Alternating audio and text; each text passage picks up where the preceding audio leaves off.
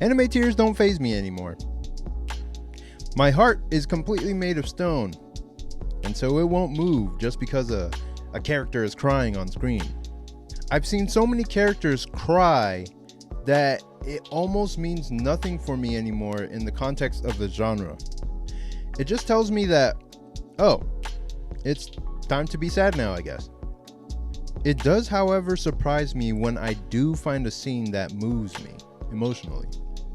It usually comes out of nowhere and catches me off guard, so I tend to remember those moments for a long time. Actually, let me give you my favorite example from when I was a kid. So first, let me take you back a little bit. My favorite show on TV back when I was a kid was Pokemon. I memorized every opening theme song, and I played this game called Pokemon Crater because I couldn't afford the actual video game. But I did pray to God that I would get this game called Pokemon Battle Revolution for the Wii. And I still watch playthroughs of it to this day.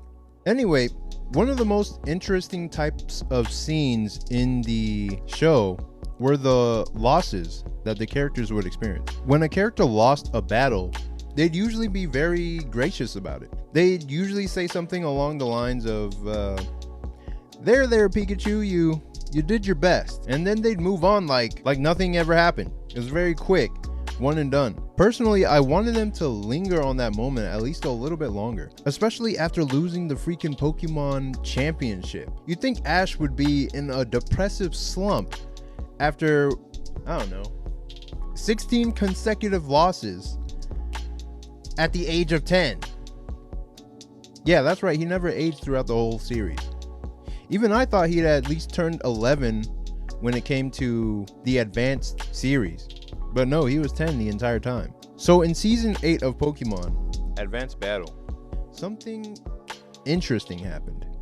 The main girl of that series, May, lost the Grand Festival, her version of a Pokemon tournament. And then she cried about it. And it wasn't just a quiet, like, I'm trying to be strong and stoic type cry, trying to hold it in. No, she let it all out. It was a real cry. And I felt that as a 12-year-old kid. When I was a kid, I remember this being the first time I ever really felt bad for a character. I felt like, wow, she really wanted to win. And she didn't.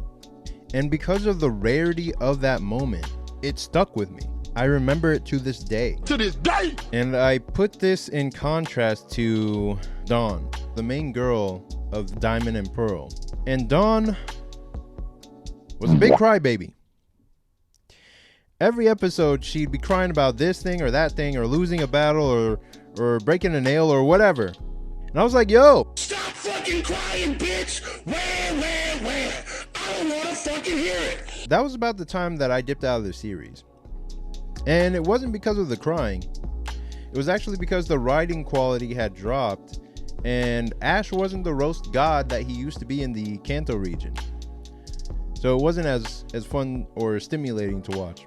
And I just kind of outgrew the series at that point. To me, it felt like the writers knew how powerful a moment that crying scene with May was, and decided to spam that button like there was no tomorrow with Dawn.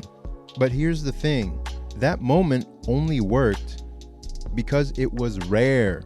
It didn't happen often, which is why I remember it to this day. To this day! If you keep spamming the tears button, it becomes less potent over time. It's kind of like belaboring a good joke. It starts off good, but then you keep churning it out and it's like, okay, wrap it up.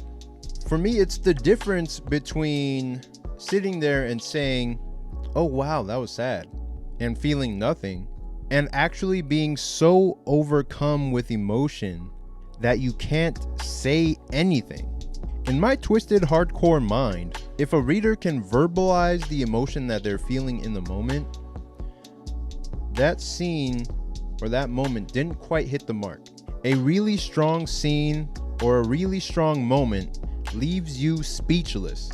You're so overcome with emotion that you can't say anything because it feels like it's happening to you, not just some characters in a book, but to you personally. It hits you right there at the core. I want to see viewers crying or dying with laughter or filled with true rage at a villain that they actually hate. And then after the experience of the moment, explain how they felt and why, so that I can understand as a writer. Because at the end of the day, it's not about what the characters are feeling. It's about how the characters are being used to make you feel something. That's the whole point of a story, at least in my eyes. If it can make you laugh, cry, or be angry, then I feel like the piece of work has done its job. All I'm saying is, aim high, folks. Aim high. But that's all for this one. Check out my comic Air Rider High School Hero on Kickstarter. It's my first foray into making comics for real, so let's see if I can't make you feel a thing or two along the way. Here's the trailer. Peace. 16 years ago, a mad gunman devastated the halls of Cobalt High. Now, in a school haunted by the memory of a past massacre, the delinquent son of the school shooter, Eric Vaughan, must take on a new role as a vigilante when his only friend is injured by a mysterious student with superhuman abilities. Outmatched and outnumbered, Eric must face off against a wave of masked enemies tied to his school's dark history. Can Eric become the hero his school needs and undo the sins of his father? He's only got one shot. Don't miss. 90s and early 2000s era cartoon lovers, rejoice. Your comic is here. Take fight with Air Rider High School Hero today. Only on Kickstarter.